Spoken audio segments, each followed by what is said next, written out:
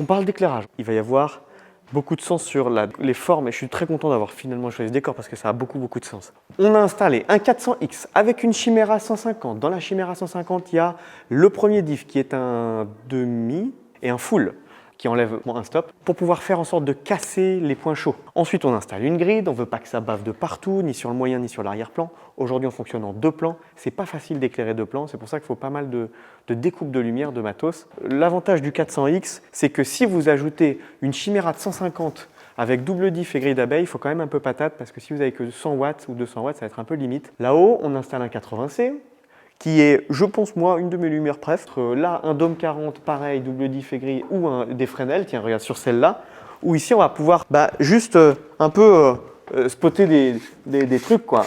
Sur une cam B qui se situe dans l'axe ici, regarde-moi ça, sur une cam B ici, j'ai besoin d'avoir un arrière-plan qui soit relevé pour la détourer, la détacher, composer un petit peu mieux. Je l'allumerai après pour voir ce que ça donne. Et après, je pense qu'un petit cutter pour sculpter là, on va faire jouer le chandelier. Pourquoi? Parce que ça ramène du niveau dans toute la pièce. Alors, on a encore un 1000 qui est installé ici pour simuler une entrée de jour, simuler un lever de soleil ici parce que c'est or. Pour relever cette or-là, si on fait une entrée de jour à midi, 5006, ça sert à rien, quoi. On va parler de 2 trucs importants. Voilà, c'est pratique, c'est bien. Ensuite, on a les minettes. Regarde-moi ça. Ça, les minettes pro, je vous le dis, si vous avez un achat à faire, c'est ça.